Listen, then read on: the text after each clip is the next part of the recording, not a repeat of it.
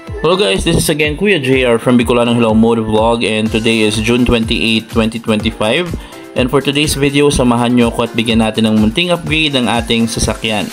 So just a short background, I bought a second-hand Nissan X-Trail T31 last 2024, and this is my first car and we really love the car. We named him Bandit.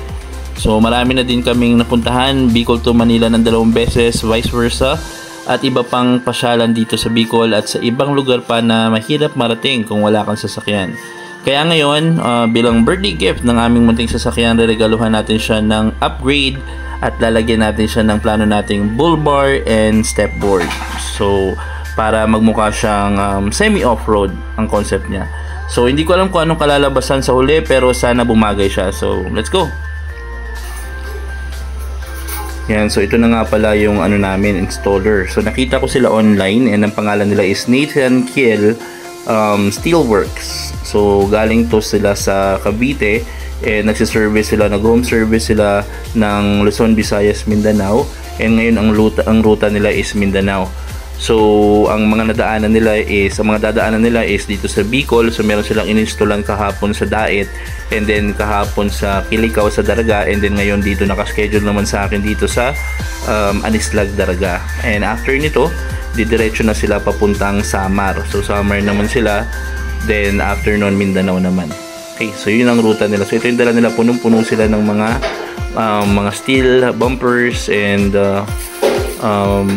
mga i-install pa nila bumper and then rear bumper, tapos may mga roof rack.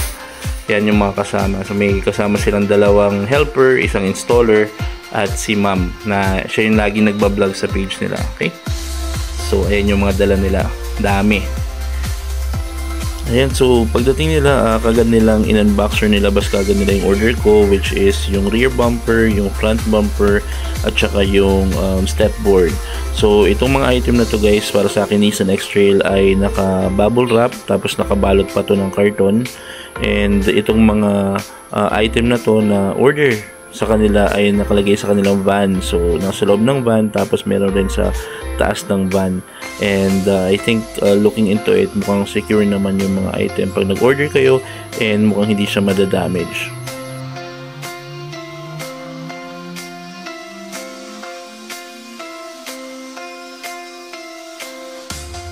And kung titingnan natin sa video na to, so tatlo yung gumagawa sa labas, sa bandang likod. Merong isa na yung naka-black siya, yung nag-aayos ng ating rear bumper. And yun sa upper right portion naman, si sir naman yung nag-check at nagte-test fit ng ating bull bar sa harap. And sila ma'am naman at saka yung isa pang assistant doon sa may bandang taas ng video, inaayos nila yung stepboard natin.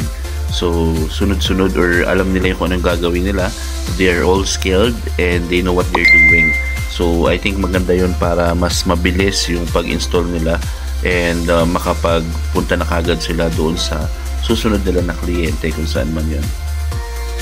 And of course, para sa pinaka-importanting information na dapat malaman natin, so magkano nga ba yung inaabot nitong bull bar and stepboard na purchase natin dito sa ating bilihan.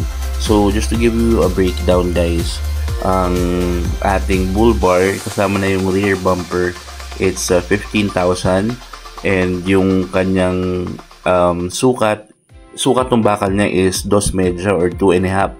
So yun yung sukat o ganun kakapal yung bakal na ginamit nila dito, and this is a steel bull bar. Okay, so it's not stainless, steel bull bar. And yung atin naman stepboard, it's 8,500. Okay, 8,500 siya. And then yung meron silang home service fee. So meron home service fee na 1,500 kasi galing nga silang Manila, and nag-travel pa sila papunta sa lugar ko. Okay, kasi kasama ako sa mga list na nag-order. And to sum it up, so 15k plus 8,500 and then 1,500. So ang lahat na nagastos ko dito is 25,000.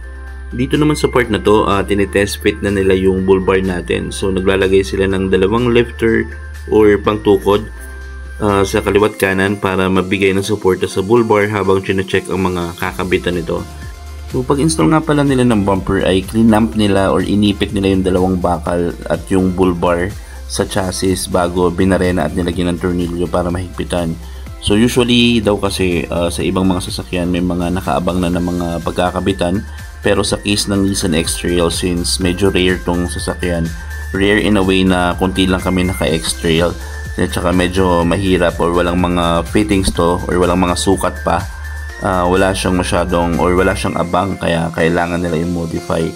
So sinubukan ko din tong tungtungan guys nga pala. So tinungtungan ko to para ma-confirm ko na matibay siya, and in fairness naman matibay naman siya, sturdy at matibay. Pati yung rear bumper niya sa likod ng pagka-install tsaka yung step board, lahat yun tinungtungan ko. I am like 98 kilos yata ako ngayon, and mukhang matibay naman to, and it can support the weight ng mga sasakay dito, or if ever na may tutungtong dito is kaya niyang suportahan. Sa part naman ng video na to, kinakabit na nila yung step board. Maganda siya tingnan at maganda din ang quality. Hindi na mahirapan ng mga chikiting ko na umakyat sa sasakyan. So siya nga pala, medyo mababa ng konti or bababa ng konti ang ground clearance ng ating sasakyan dahil sa step board. Okay? So pero konti lang naman, hindi siya masyado mababa. Okay? Kasi mataas naman yung X-Trail natin in the first place, yung ground clearance niya. And yun na nga, after nun inabot na nga ng ulan dito sa amin sila sa Albay. So nag-install sila around 7 AM kanina. Then mga 1 PM na yan natapos, kasama syempre yung mga break at merienda natin. After nun, dumiretso na sila papuntang Matdog para pumunta sa Samar Leyte para sa kanilang next customer. So overall, satisfied ako sa pag-install at sa new look ni Bandit. Nagmukhang mas brusco siya tingnan at mukhang nagustuhan din ng mga anak ko at asawa. Nakapag-test ride na rin kami at wala naman akong narinig na kalampag, so overall goods to. And that will sum up the video about this Nissan X-Trail named Bandit. So ginawa ko itong video na to para may reference din ng mga kasama nating mga Nissan X-Trail dito sa Pinas if ever gusto nila ng ganitong setup. Again, this is Kuya JR from Bicolano Hello Moto Vlog. Please subscribe to my channel for more promising video, and ipapakita ko sa end ng video nito yung video nung nakakabit na siya. So nakakabit na yung front bumper at saka yung rear bumper at saka yung step board niya. So I hope you like it. And again, this is Kuya JR from Bicolano Hello Moto Vlog, advising everyone or reminding everyone to ride safe and drive safe. Bye!